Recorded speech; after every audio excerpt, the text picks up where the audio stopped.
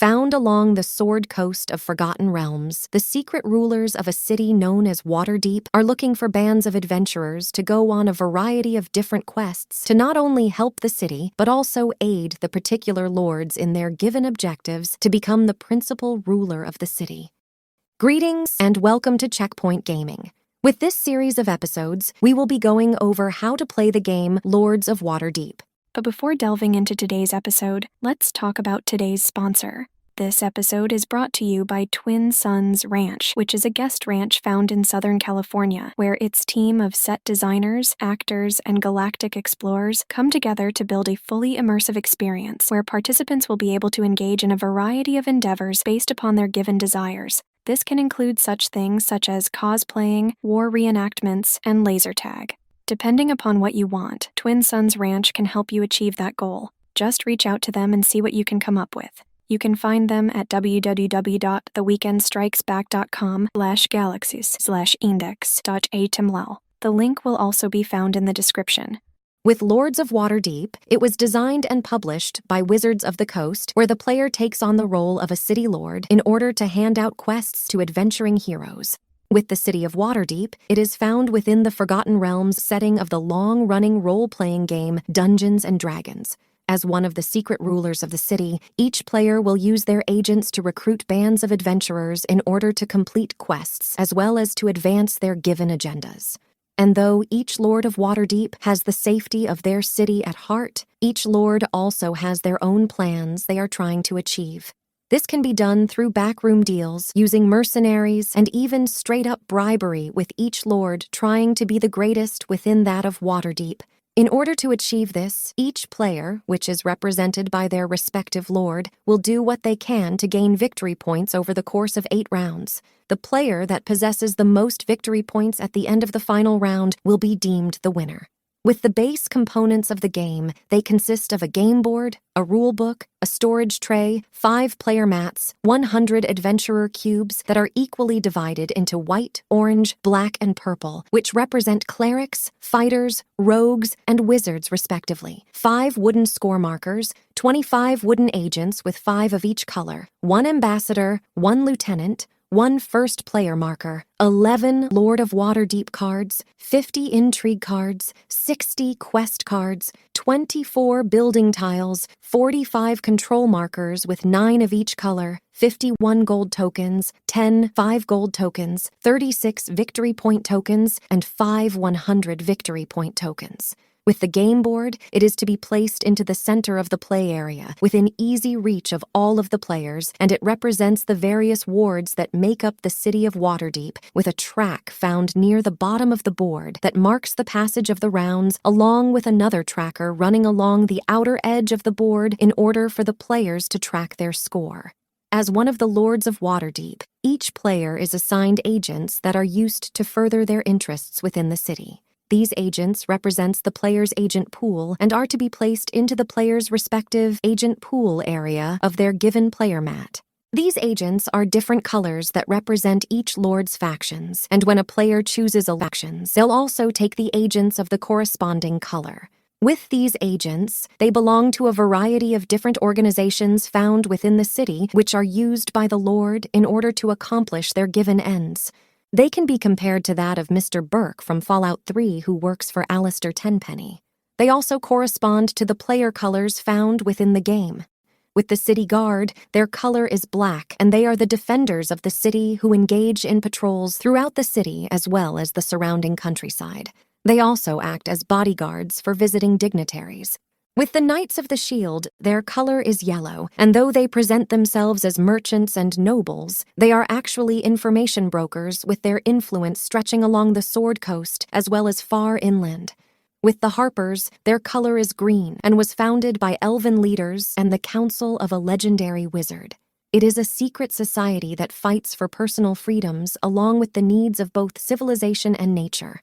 With the Red Sashes, their color is, of course, red, and they protect the poorest parts of Waterdeep through their mastery of intrigue. They help those who want to hide and flee the city, and also being able to find those who wish to remain hidden. Finally, with the Silver Stars, their color is blue, and they're devoted champions of the Moon Goddess. They work tirelessly for both freedom and peace, as well as despising slavery and abhorring the undead. With the initial number of agents that any player will get, it is dependent upon how many people are playing. If there are only 2 players, then they will get 4 agents at the start of the game. If there are 3 players, then they will get 3 agents at the start of the game. And if there are 4 to 5 players, then they will get 2 agents at the start of the game. On top of this, 1 additional agent of each player color is to be placed close to the round 5 space of the rounds track, which will become available for use once reaching round 5. There is also a 6th spot that is colored gray and is available when game expansions are being used. There are also 2 neutral agent pieces that come with the game, and they are the ambassador and the lieutenant. These particular agents don't begin the game under control of any given player. Instead, a player is able to obtain them through in-game effects, thus allowing them to be added to a given player's pool. In addition to the agents, each player will get a scoring marker which is circular in design and matches the color of their agents. These scoring markers are to be placed onto the scoring track upon the space that is labeled 0. Scoring counters that represent 100 victory points are also provided and given to a player if their scoring marker passes the 0 space during gameplay. Regarding the player mats, they possess a color that matches the colors of their corresponding agents and are used to keep track of the resources that the player has obtained. We also recommend that during setup, each player selects a respective player mat before obtaining any respective pieces. With the agent pool section of the mat, it is where the agents are to be kept when they are yet to be assigned. And at the end of any given round, all of the players' assigned agents are to be returned to their respective agent pools. With the tavern section of the mat, they will hold any adventurers that a player has hired until they use them in order to complete a quest. The player will also store their gold within the tavern. Finally, with the completed quests section of the mat, it is where the players are to put their completed quests that they have obtained. When it comes to that of the various adventurers, they're hired to accomplish a variety of different tasks, and there are 4 kinds of adventurers: clerics, fighters, rogues, and wizards. With the different quests that a player can collect, they require different kinds of adventurers in order to complete them. Along with the gold pieces, these adventurers make up the game supply, which are to be placed off to one side of the game board. And if there aren't enough of a particular adventurer type found within the supply to hire, then the player who wants to hire them can only hire those that are available within the supply. Accompanying what has been addressed, each player will get a number of building control markers that are used to indicate the ownership of a given building a player purchased. They are also color-coded to match that of the player's agents. With gold, they come in at 1 and 5 value tokens and are used to purchase buildings, complete certain quests, and to pay for other in-game effects. When it comes to that of victory points, they are scored when a player completes quests. When it comes to that of unpurchased buildings, they will accumulate victory points over time, which are represented by victory point tokens. In addition to this, some buildings and other in-game effects will provide players with victory points. 3 victory point tokens are also to be placed onto each space found along the rounds track. When it comes to that of buildings, the game board consists of 9 basic buildings with each one possessing 1 or more action spaces found upon them. With these action spaces, the agents can use them when they're assigned to a given building. The game board also possesses spaces for the given building tiles that a player has purchased and put into play. Although there are only 10 empty spaces found upon the main game board for the building tiles to be placed into, this doesn't limit the number of building tiles that can be put into play. For any building tile that exceeds these building tile spaces, just place them in a convenient place that is on or near the board. With that said, a player can never control more buildings than they have building control markers. This will limit each player to that of 9 total buildings they can control. At the start of the game, 3 building tiles are drawn and placed face up in each of the 3 spaces found connected with the builder's hall, with the remaining building tiles being placed in a face-down pile within the labeled space found next to the builder's hall.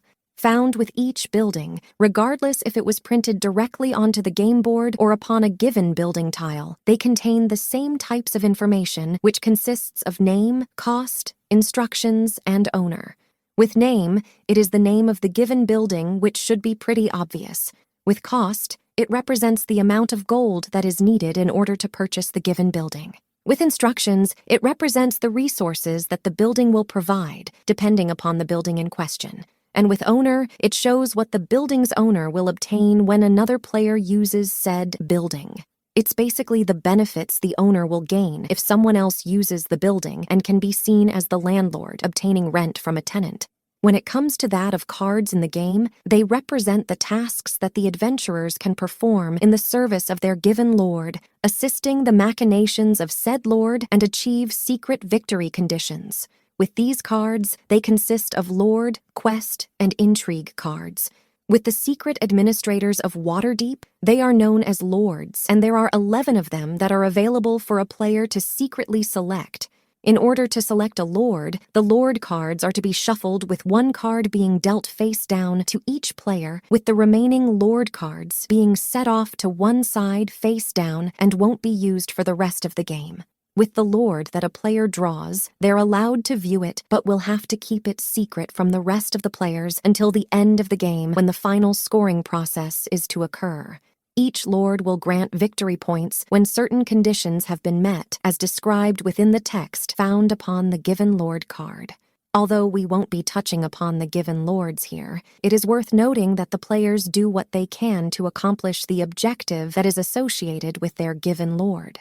When it comes time for a player to draw a card from any empty deck, players are to shuffle all of the cards that make up the discard pile so that a new deck is to be formed, which is then placed face down in the appropriate space upon the game board. With that said, do not shuffle the completed quest cards back into the quest deck when it comes time to shuffle the quest cards. As a Lord of Waterdeep, each player will advance their interests through the completing of quests, which is done through the quest cards. At the beginning of the game, shuffle the quest cards and deal out 2 cards, face up, to each player. With these quests, they represent the player's initial active quests.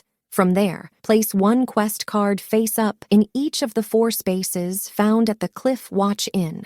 With the rest of the quest cards, they remain face down, thus creating the quest deck, and is placed into the labeled space found upon the game board near the Cliff Watch Inn. With the quest types, they fall into 5 different categories, which consists of arcana, commerce, piety, skullduggery, and warfare, which will provide the players an idea of what resource type is most important when it comes to completing any given quest. With adventurer types, an arcana quest is associated with the wizard, a piety quest is associated with the cleric, a skullduggery quest is associated with the rogue, and a warfare quest is associated with the fighter. With a commerce quest, it isn't associated with any adventurer type, but will always require the spending of gold. With the different Lords of Waterdeep, they will score additional victory points when a particular quest type has been completed. With each quest card, it lists the required adventurers and gold necessary to complete it, as found under the requires line. A completed quest will provide the player a reward that is found on the reward line. With these rewards, they can include victory points, adventurers, gold, or cards. If the reward includes adventurers or gold, then the appropriate number is to be taken from the supply and placed into the player's tavern. Completed quests will only grant their rewards once to the respective player, and after collecting the reward, the player is to turn the quest card face down upon their mat in the area labeled Completed Quests. With the completing of quests, a player is able to complete 1 quest after assigning one of their agents upon the board. Each quest card will also specify the type and number of adventurers needed to complete the given quest, while others will need the spending of gold as well. The player also doesn't have to complete a quest if they don't want to. But if completing a quest, only 1 can be done on any given turn.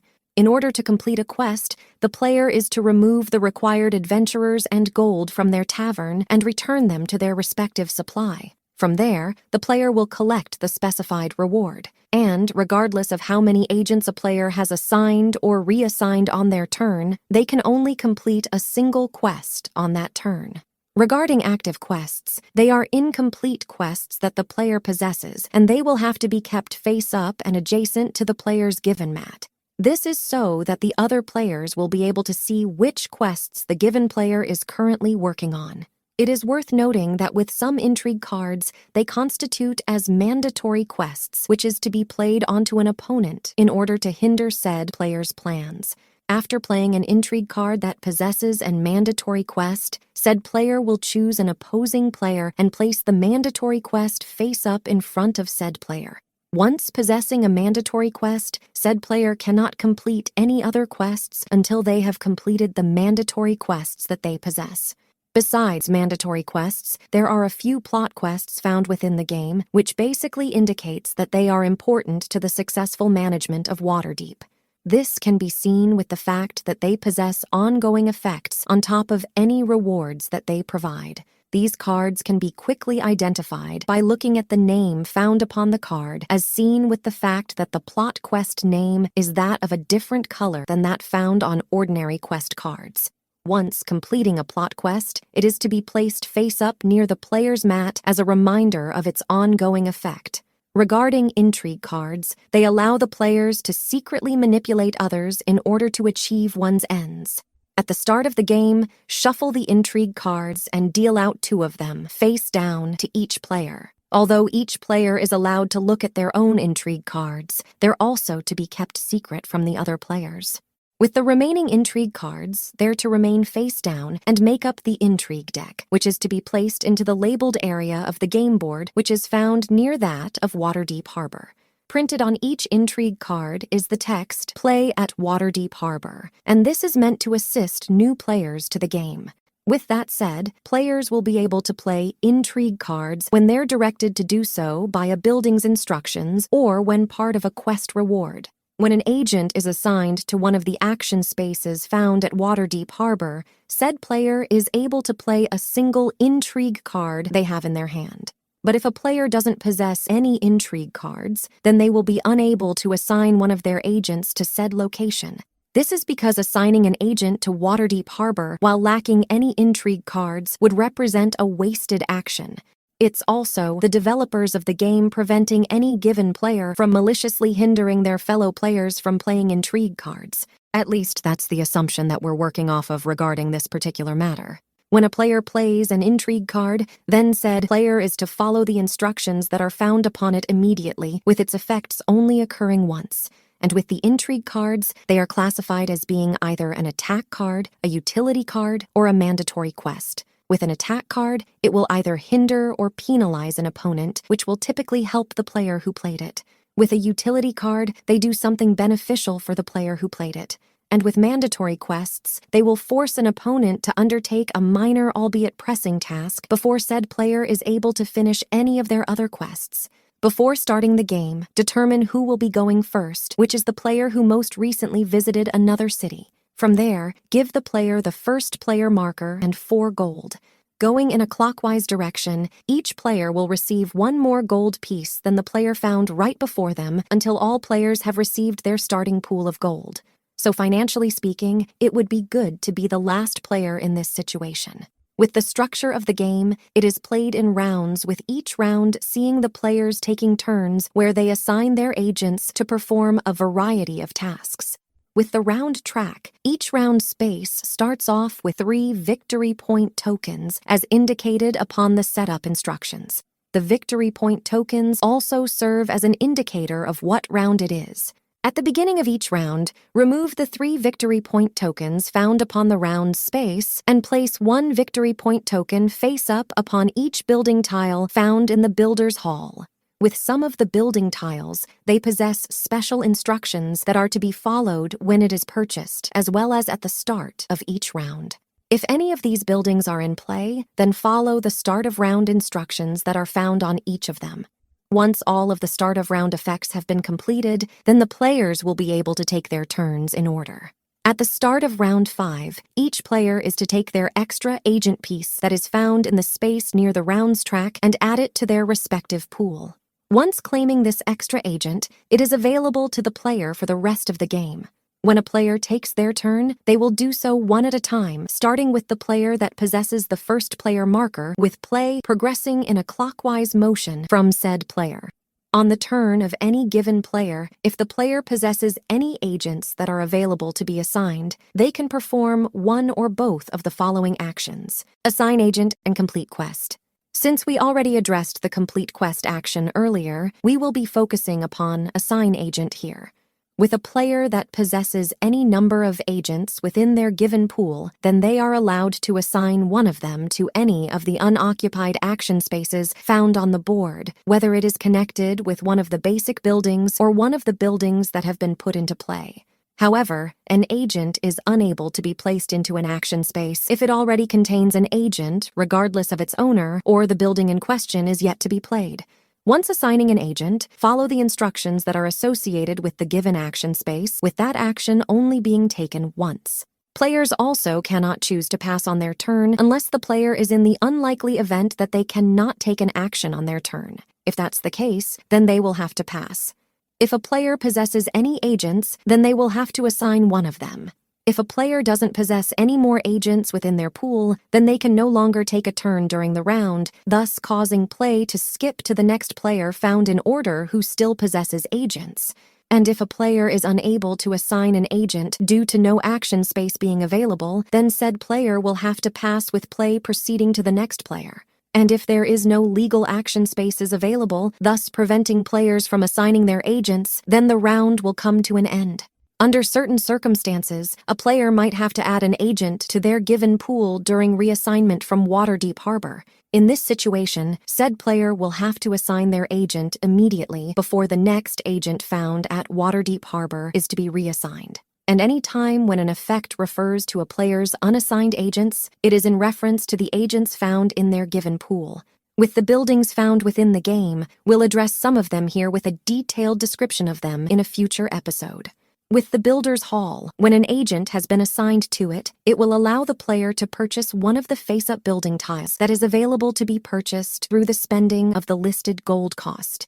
After purchasing a building, said player will immediately score any victory points that are associated with that building, and they will place the building tile into one of the open building spots found upon the board, along with one of their control markers. This is to indicate that they own said building tile. And once the building tile has been purchased and placed into its building slot, a new building tile is to be immediately drawn from the top of the building stack and placed face up into the vacated building space. After a building has been bought and put into place, it is available for anyone to use by assigning an agent to it, just like that of any other building that is found upon the game board. And if someone other than the building's owner assigns an agent to said building's action space, then the owner will gain the benefit that is listed in the tile's owner line. But if the building's owner uses said building tile, then they won't obtain the benefit listed upon the owner's line. In order to purchase a building, said player will have to assign one of their agents to the Builder's Hall and pay the associated gold cost for it. And if a building is put into play through that of any other means than buying, it doesn't count as actually purchasing said building.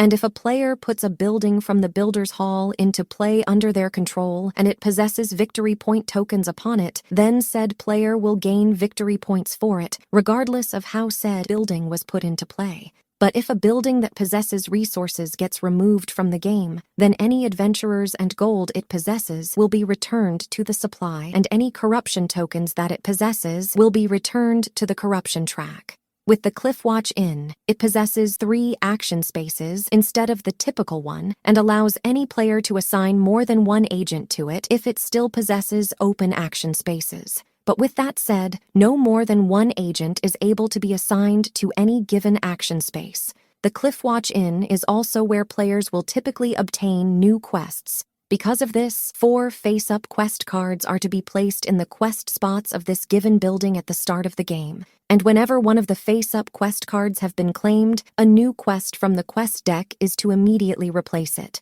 But with that said, each action space possesses a different effect to it, with the player being able to choose which of the available action spaces they will be assigning their agent. Going from left to right, these action spaces possess the following effects. The first action space allows the player to take one of the face-up quest cards along with 2 gold from the supply. The second action space allows the player to take one of the face-up quest cards along with an intrigue card.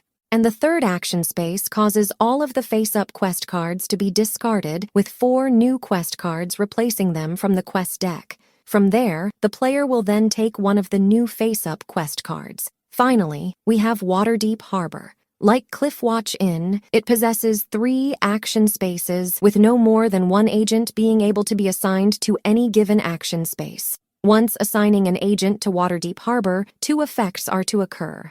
First, the player gets to play an intrigue card, which was addressed earlier, and second, the agents get reassigned, which is to occur after all of the agents have been assigned for the given round.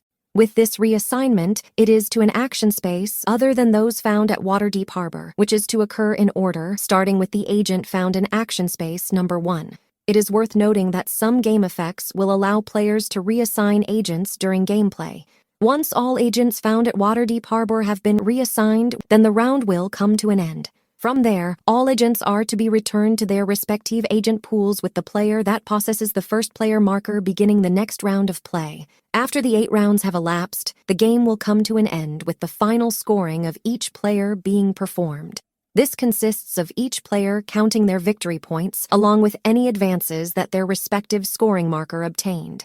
On top of this, the player will obtain 1 additional victory point for every adventurer that is found within their tavern. For every 2 gold found within the player's tavern, rounding down when necessary, the player will obtain 1 additional victory point. Finally, victory points are to be awarded to the player based upon the text found upon the given lord card a player possesses, assuming that said player met the conditions of said lord. Once all of that has been completed, the player that possesses the most amount of victory points is deemed the winner. But in the case of a tie, then the player that possesses the most gold will be deemed the winner. With certain plot quests, benefits will be triggered after the player who has completed it gains resources from taking an action. Said player is to gain the resources from taking a given action only after they have assigned an agent to it and carrying out the instructions found upon the action space that gives the player a particular resource. When it comes to that of gaining resources due to another player playing an intrigue card, it won't trigger the benefits associated with plot quests that require a certain action to be taken. And like the gaining of resources from completing a quest or the benefits gained from a given plot quest, they never count as gaining resources when performing an action. When it comes to that of completing actions, the player will have to be able to follow all of the instructions listed upon the action space in order for them to take said action. This includes paying the price for a building, returning adventurers to a given location, playing an intrigue card, and so on. With the moving of resources, unless it is otherwise stated, adventurers, gold, and corruption are to be transferred between the player's tavern and the supply or corruption track. When it comes to that of resources found upon any of the boards, they will never be affected by resource movement unless it is otherwise specified. And when it comes to that of certain actions and card effects, they require 1 or more players to perform choices. And since the corruption value is able to vary between players' choice in these cases, assuming if playing with Skullport, each player is to choose their turn. So with that said, that is what you need to know about the base game of Lords of Waterdeep. With that taken care of, we can start talking about the expansion Scoundrels of Skullport. If you liked this episode, feel free to give it a like, and if you want to stay up to date on any future episodes we upload, go ahead and subscribe. You can also support us on Patreon for as little as $1 a month at patreon.com/checkpointgaming. See you in the next episode, and happy gaming.